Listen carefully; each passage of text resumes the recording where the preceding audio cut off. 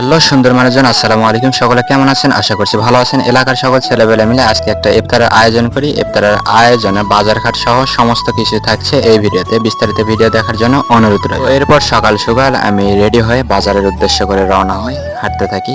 এটা আমার বাড়ির পাশের রাস্তা। এখানে হাঁটতে হাঁটতে গিয়ে দেখি যে আমার আগে অনেকে এসে পৌঁছেছে, আমার জন্য অপেক্ষায় ছিল। এরপর এই দেখতে পাচ্ছেন একটা BMW ভ্যান। এই ভ্যানে উঠে করে আমরা বাজারের দিকে রওনা হয়। আমাদের বাজার হচ্ছে পাঁচবিবি থানা, জয়পুরহাট জেলার পাঁচবিবি থানাতে। এরপর আমরা বাজারে পৌঁছাই।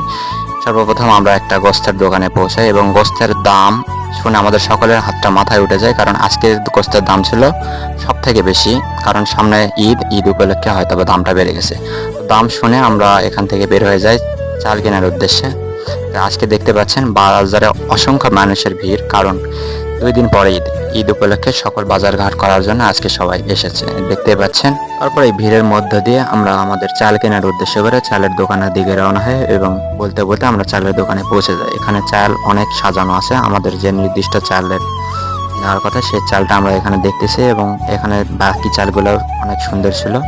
যাই হোক, আমরা বিরিয়ানির চালটা এখান থেকে দেখার পর দোকানদার ভাইকে বলি চাল দেওয়ার জন্য এবং দোকানদার ভাই আমাদেরকে সে চালটা ওজন করে দেয়। এরপর আমরা এখান থেকে টাকা দেওয়ার পর আমরা একটা ফলের দোকানে উদ্দেশ্য করে রওনা হয় এবং বলতে বলতে আমরা সেই ফলের দোকানে পৌঁছাই। এবং একটা কথা না বললে না, এই ফলের দোকানটা আমার অতি পরিচিত। আমি যখন খুব ছোট ছিলাম তখন থেকে এই দোকানের সঙ্গে আমার পরিচয়। যাই হোক, বলতে বলতে আমি কিছু আপেল দেখি এবং মালটা এখানে ছিল, মালটা দেখি। দেখার পর আমরা এখান থেকে কিছু ফল ক্রয় করি, যেমন আপেল এবং মালটা।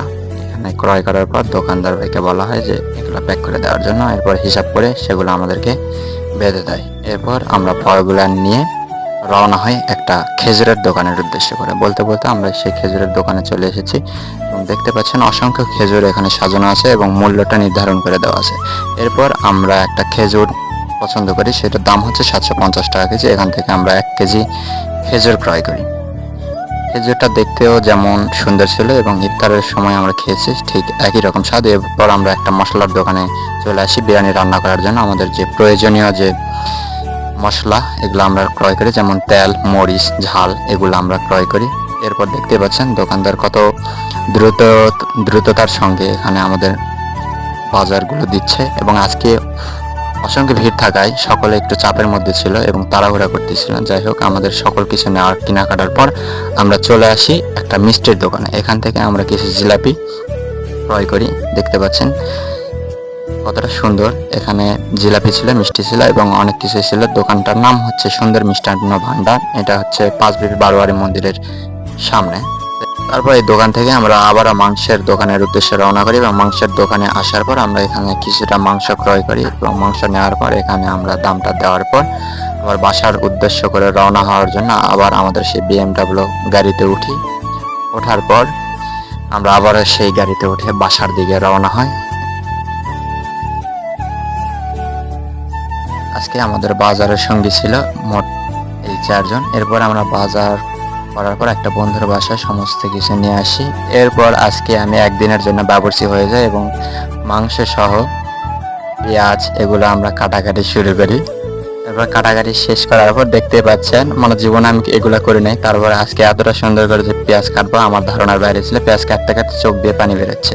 এরপর কিছু সময় পর আমাদের সেই বিরিয়ানিটা রান্না করা হয়। বিরিয়ানি রান্না হওয়ার পর আমরা এটা অন্য একটা গামলার মধ্যে পরিবেশন করি এবং এখান থেকে নিয়ে আমরা রওনা হব কিছুক্ষণ পর আমাদের সেই কাঙ্ক্ষিত স্থানে, যেখানে আমরা সকলে একত্রিত হবেন এবং ইফতারটা সকলে মিলে আজ এনজয় করবো। এরপরে সমস্ত কিছু দেখার পরে পিচ্ছিটার কি হাসি। এরপর আমরা সালাদ সহ যা যা কাটার ছিল সমস্ত কিছু কাটে নিয়ে গাড়িতে করে নিয়ে আমরা আবার সেই কোতোয়ালিবাগ অর্থাৎ আমাদের যে স্থানে সকলে একত্রিত হওয়ার কথা সেখানে আমরা রওনা। এই হচ্ছে আমাদের কোতোয়ালিবাগ উচ্চ বিদ্যালয়।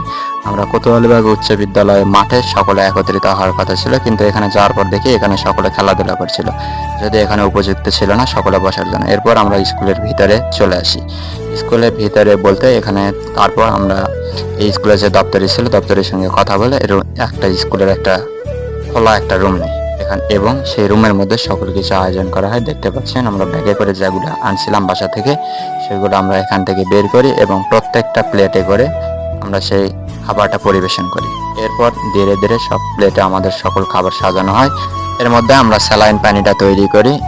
এরপর আমরা প্রত্যেকটা প্লেটে সাজানোর পর এখানে একটু আমি বলতেছিলাম কি জানি ভুল হয়েছিল, ভুল করছিল ওরা, এই জন্য কিছু একটা বললাম। এরপর আমরা অপেক্ষায় থাকি সকলের জন্য। তো কিছুক্ষণের মধ্যে সকলেই চলে আসে এবং প্রত্যেকের সামনে একটা করে প্লেটে এই যে দেখতে পাচ্ছেন এই সমস্ত আয়োজন ছিল আজকে আমাদের।